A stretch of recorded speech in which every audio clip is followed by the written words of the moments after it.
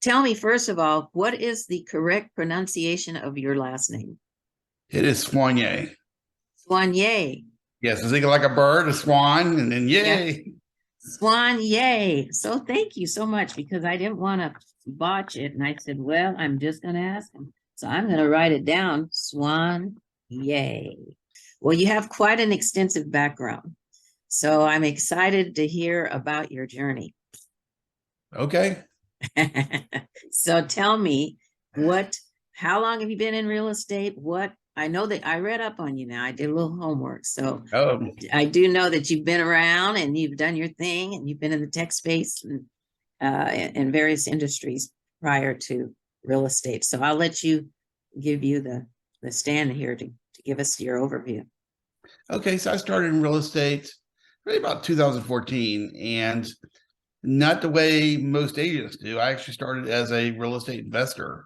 I was still in my corporate life as a W-2 employee, and had just kind of accidentally got interested in real estate. Went to a Robert Kiyosaki seminar, Rich Dad seminar, Yeah. and that got me to go to a weekend event to learn about it. And got me even more interested, but I didn't know what I wanted to do. I finally just discovered a group that was really focused on doing multifamily syndications and everything. So I started investing with them as a passive, and then basically, when was this? About March 2015.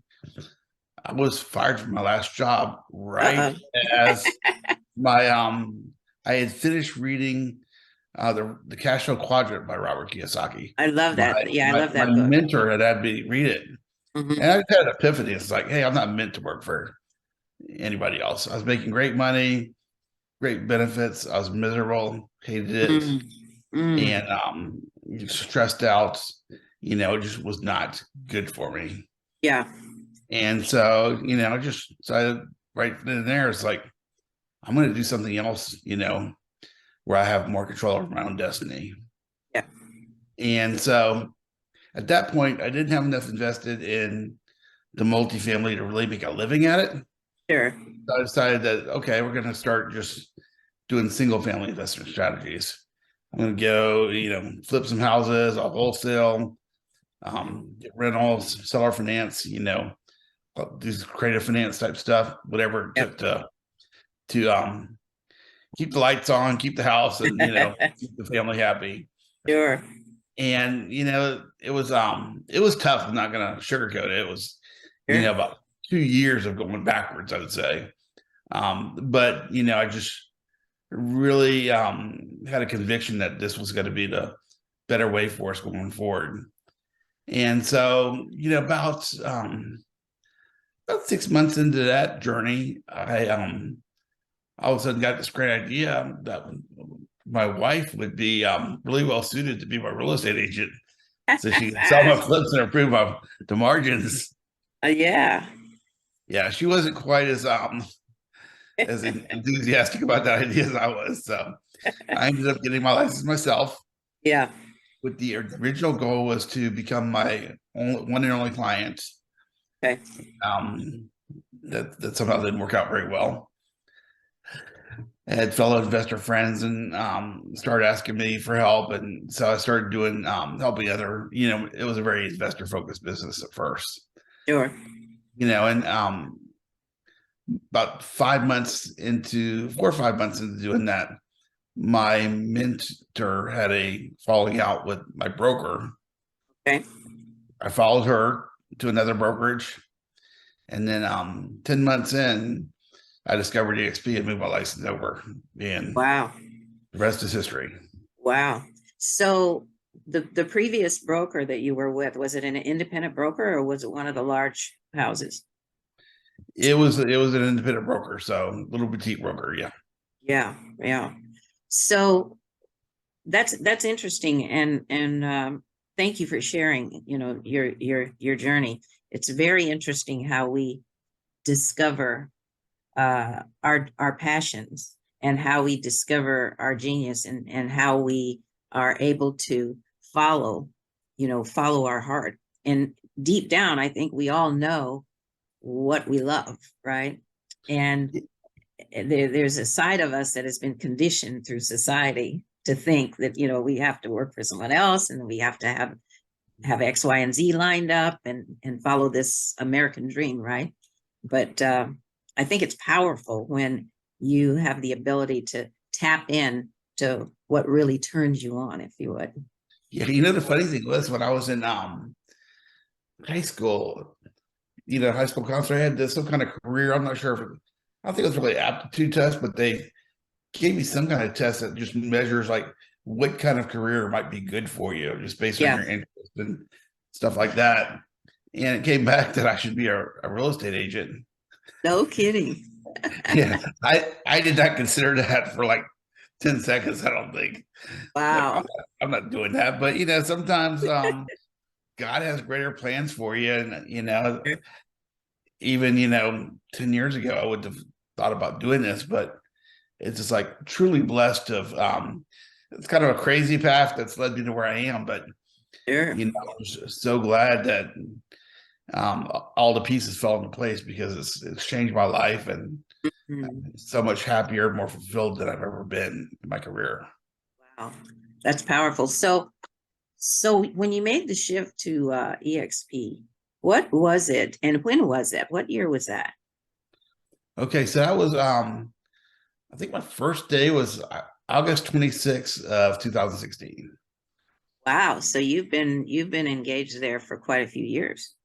Yes, it was a people used to like to kick rocks at us as a penny stock, and it will Yeah. never work, and all that. But I really saw the brilliance of the business model. Yeah. And I was also fortunate enough to the bulk of my corporate career was at Dell Computers. Hmm. And when I was there, one of my roles towards the end of my tenure there was I was actually helping to integrate these software as a service companies, which we now like to call cloud-based companies. Yeah. And many of them were based out of California, but I'd go over there. I was doing a lot of financial modeling, help them integrate them into our core operations. And in doing the modeling, I saw really clearly how the comparisons. EXP was very early stage. It was Yeah. losing a lot of money, just like the companies that we were buying.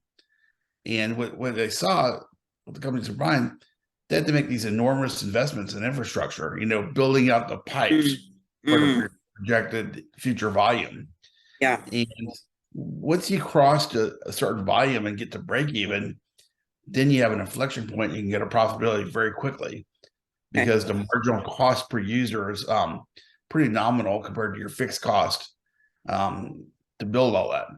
And I saw the same thing with EXP. We had the EXP World, the cloud, and all the other stuff. We built this for much bigger volumes. And then, I knew that once we got to profitability, it's a very marginal cost to support per extra agent. So, I thought it's just a matter of time. And of course, it grew much faster than I predicted, but Yeah. you It's know, I, really grown. It's really grown very fast, especially since the pandemic, wouldn't you say? I I think mean, it's, pandemic, yeah, go ahead. that helped. I mean, I think I'd say the biggest inflection point really in terms of percentage growth, if not absolute numbers, was, probably when Gene Frederick joined back in 2015. I mean, he really got Texas on fire, especially, Yeah. and everything. But yeah, we did get a lot of growth during a pandemic. A lot of people were looking, and I think every year should be, in absolute numbers, should be our biggest growth year yet. Mm.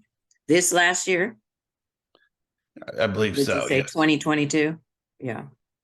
Yeah. So, um, when you moved over with your colleague that you were with the previous broker. Did you all have a team, or did you do independent stuff? Or you doing multifamily and Okay, so the colleague I had, my mentor, she did not actually come with me. I okay. tried, but she wasn't convinced. So Hmm. I actually went over by myself, made a leap. You know, Okay. I met a sponsor, Ian Flanagan, who's been a great sponsor for me, and helped me in many ways. So I just took a leap of faith, came over as a solo agent, and probably didn't really know what I was doing, but I really was blown away by the business model, the opportunity, and said, I'm just going to try to make the most of this. Wow. So what do you find is the most powerful thing that you're getting within this EXP business model that you weren't getting before? I mean, really, it's the rev share more than anything. I was as a real estate investor, investing in the multifamily and Yeah. investing in rentals and seller financing and all that. I was working on trying to create financial freedom and making inroads towards it, but it was like my mind had shifted so much since I got into real estate in many aspects of financial management, busting a lot of conventional wisdoms that I'd held before. I've always considered myself pretty financially sophisticated. That's what I did in tech, was finance. Yeah. But I really started thinking differently. And I really wanted to get to the point where, I have enough passive income coming in every month to pay the bills, Yeah. which also buys me freedom of time, which I found is even more important than financial freedom. Yeah.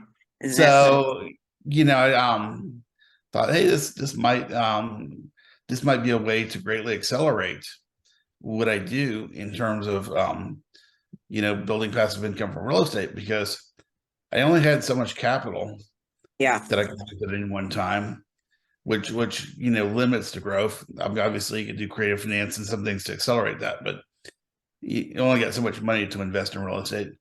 And then the other thing is that houses don't go get other houses, nor do apartment complexes go get other apartment complexes. Interesting. Yeah. You attract agents go get other agents. Yes. With or without my permission. Right. Yeah. Yeah. It's interesting you say that, because I was sharing with one of my teammates that, we can sell a piece of real estate and we get paid for that sale, but we don't get paid off of that residually unless the seller decides they want to sell at some point in the future. And It's still that residual, because you got to go back to work for it again. You still right? got to go back and work for it. Exactly.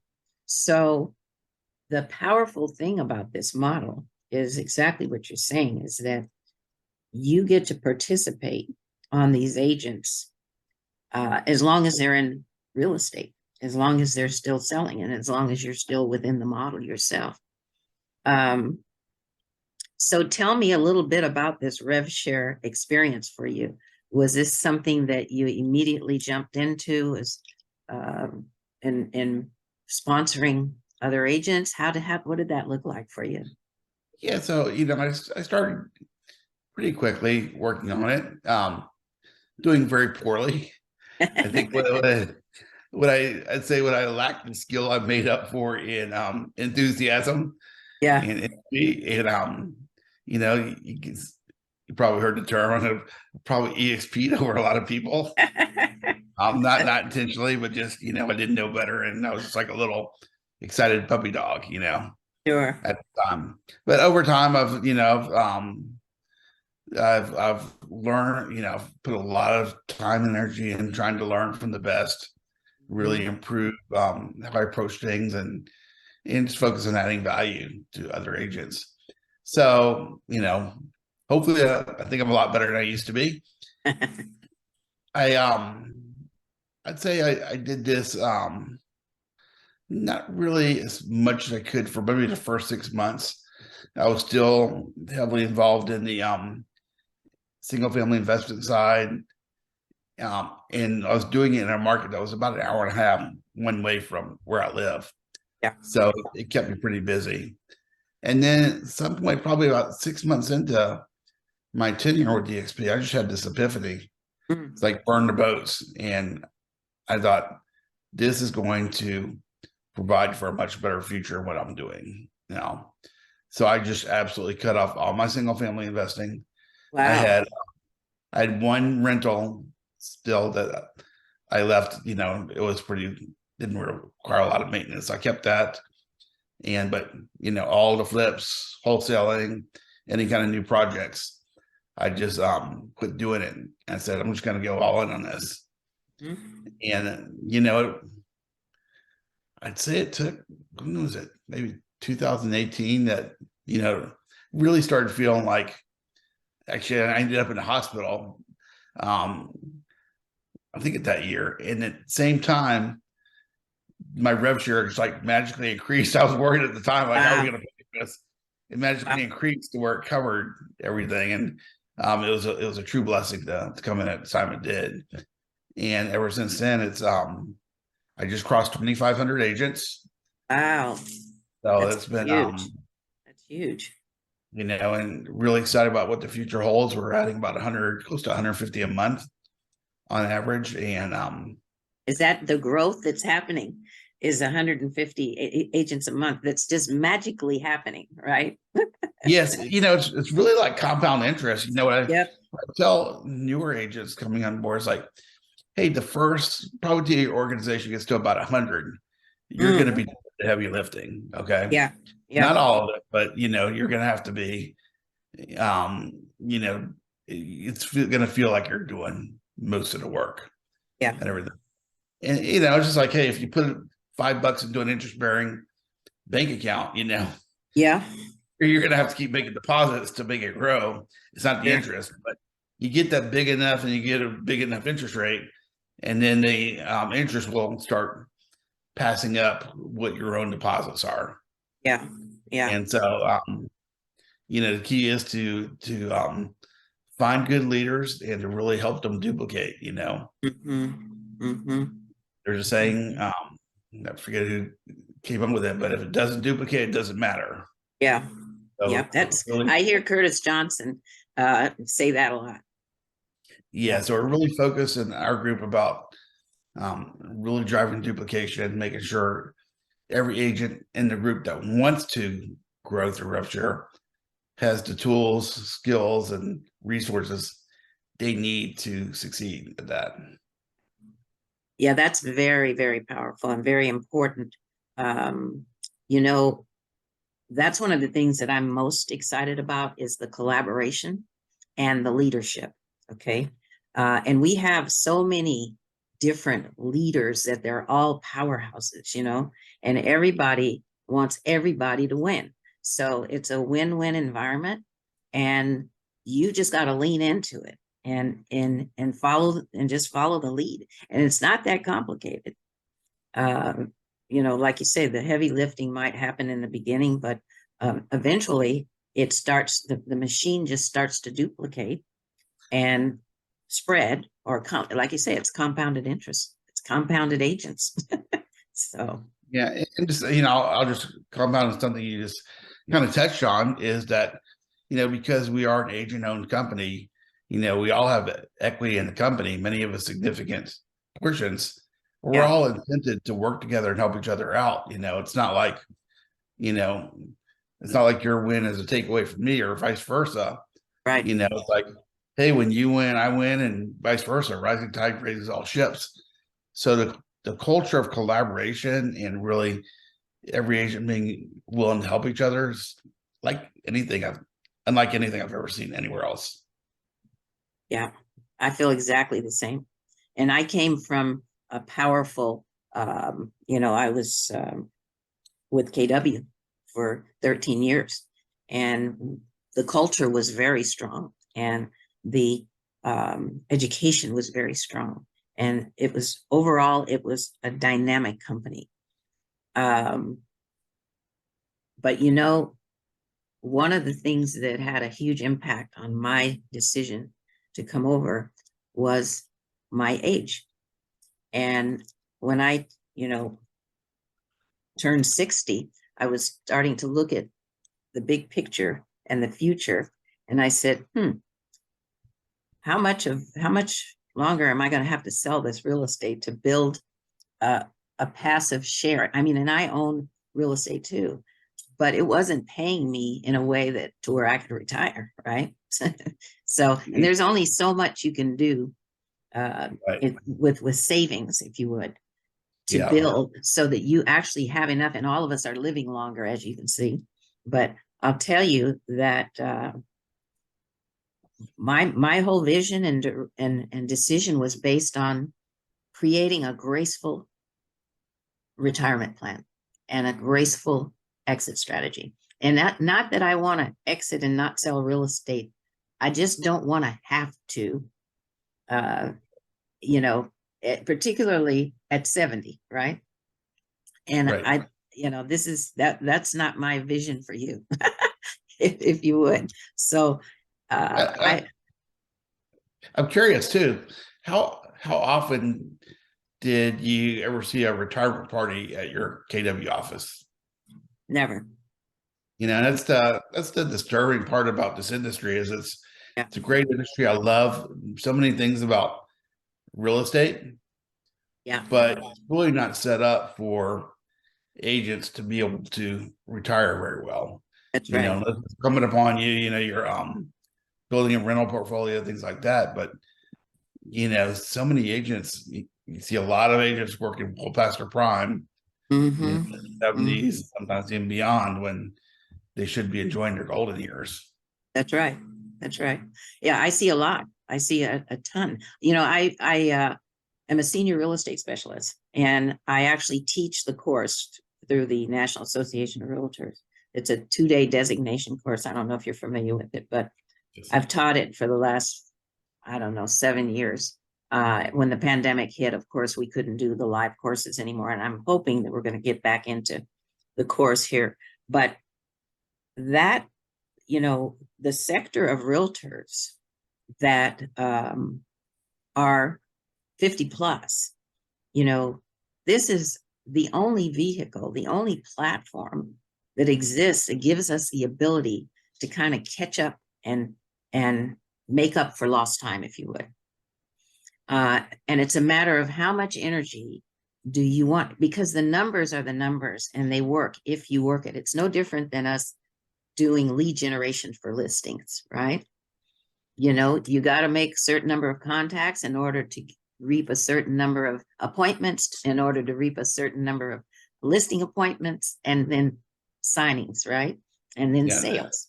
And the crazy thing is how fast it can happen because, like, for me, you know, I worked from 1990 to 2015. So it's at 25 years in corporate America. Yeah, yeah. And I've done more for my retirement income, my Huh. residual passive income and wealth in like 6 years at EXP than I did Mm, 25 years in corporate America. mm. Wow, So that speaks for it's itself. different for everybody, but the opportunity is there. Like, Yeah. if you're behind where you want or need to be at a certain age, Mhm. this truly is an opportunity to catch up. Yep. Yep. Yeah. That's exactly correct. So tell me about your you're involved with, I'm sure, several different groups. Um, and what kind of, give me an example is the type of leadership or support that you're getting. Um, just so our audience can kind of get a feel for, because I know I love the collaboration, but I love the leadership and the all of the, like, really forthcoming and wanting to share everything with us. What is your experience? Well, it's pretty amazing because and it all starts at the top with Glenn Sanford. He's brilliant, he's humble, he's approachable.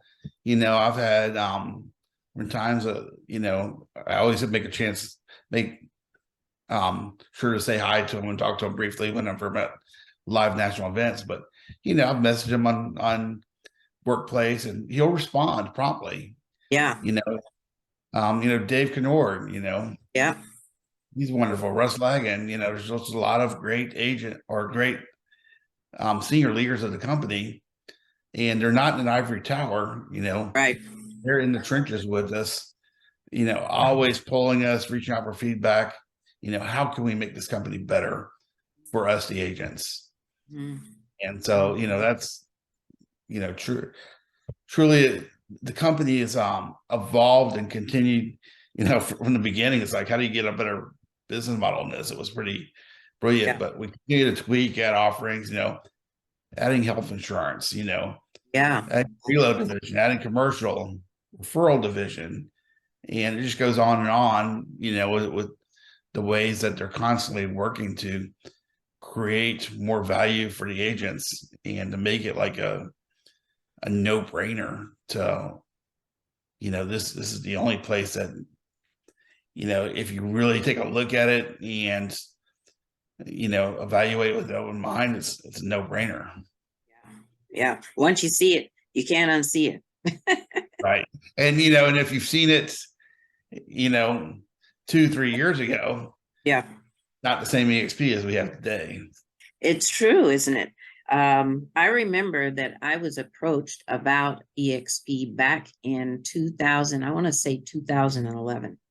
And for me, it just was a timing thing, and I just wasn't ready. And I also, it had a lot to do with the person who was talking to me about it. I really didn't have um, a relationship with them to where they were influencing my decisions, right? So Right. everything happens when it's supposed to, and it's timing, it's a process, and it all depends on where you are in your life at that point, right?